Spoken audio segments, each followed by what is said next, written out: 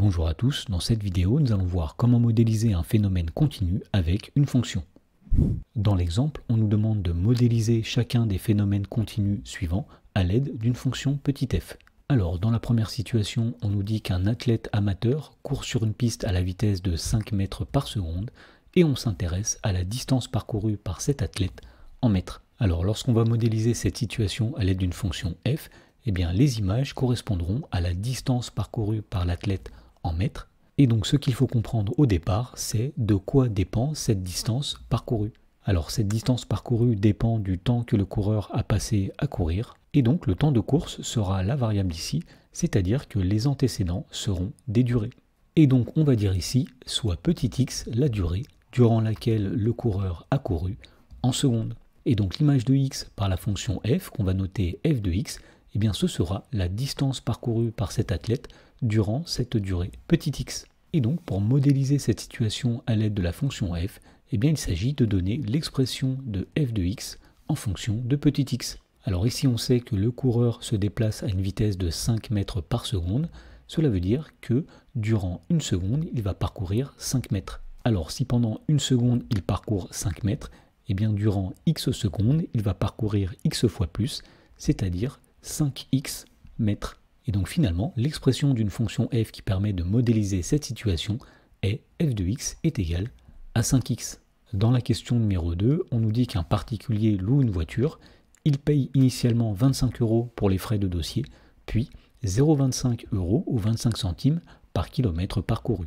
Et on s'intéresse ici au prix payé par ce particulier. Autrement dit, lorsqu'on donnera une fonction f qui permet de modéliser cette situation, eh bien, les images par la fonction f seront le prix payé par le particulier. Alors ici, on voit que le prix payé dépend de la distance parcourue. Donc la variable ici sera une distance. Et donc on va dire soit petit x, la distance parcourue par le particulier en kilomètres. Et donc pour modéliser cette situation à l'aide d'une fonction petit f, nous allons donner l'expression de f de x en fonction de x. Alors on sait tout d'abord que le particulier paye initialement 25 € pour les frais de dossier. Donc f de x tout d'abord contiendra 25, et à ceci nous allons ajouter 25 centimes par kilomètre parcouru. Donc s'il parcourt 1 km, ce particulier va payer 25 centimes, s'il parcourt 2 km, il va payer 2 fois 25 centimes, et plus généralement, s'il parcourt x km, il va payer 25 centimes fois x, c'est-à-dire 0,25 x. Et donc de cette façon, nous avons modélisé cette situation à l'aide d'une fonction f. La fonction f va associer à une distance x au départ le prix f de x qui est égal à 25 plus 0,25 fois x. Dans la troisième question, on nous dit qu'on donne la figure suivante où le point grand M peut se déplacer sur le segment AB. Donc ici nous avons une figure qui nous est donnée et on nous dit qu'on s'intéresse à l'aire grisée. Autrement dit, lorsqu'on va modéliser cette situation à l'aide d'une fonction f, eh bien les images correspondront à l'aire qui est ici. Alors on voit que l'aire qui est ici va dépendre de la distance petit x entre le point A et le point M. Donc la variable ici sera la distance AM qu'on note petit x. Donc on va dire ici soit petit x la distance AM.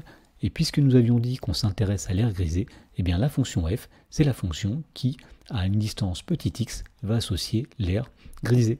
Et donc pour déterminer l'expression de la fonction f, il s'agit tout simplement de calculer l'aire grisée qui est ici en fonction de petit x. Alors pour calculer l'aire grisée qui est ici, on va commencer par remarquer que le triangle MBC est un triangle rectangle en B. Et donc pour calculer son aire, on va tout simplement multiplier la base qui est ici par la hauteur qui est ici et diviser par 2. C'est-à-dire que nous allons calculer MB fois BC divisé par 2. Alors la distance BC est donnée ici, elle vaut 4. Donc nous allons multiplier ici par 4 et nous allons chercher la distance MB. Alors on sait que la distance DC qui est ici vaut 6, puisque la figure est un rectangle, et bien la distance AB qui est ici vaut aussi 6 unités. Et donc pour déterminer la distance MB, il suffit tout simplement de faire AB moins AM, c'est-à-dire 6 moins X.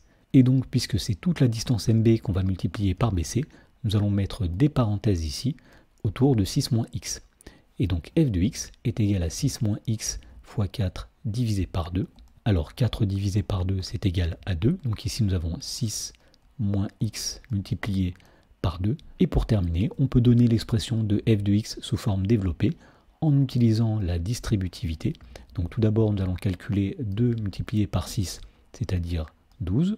Ensuite, nous avons moins, et nous faisons 2 multiplié par x, c'est-à-dire 2x. Et donc finalement, nous avons donné ici l'expression d'une fonction f qui permet de modéliser cette situation.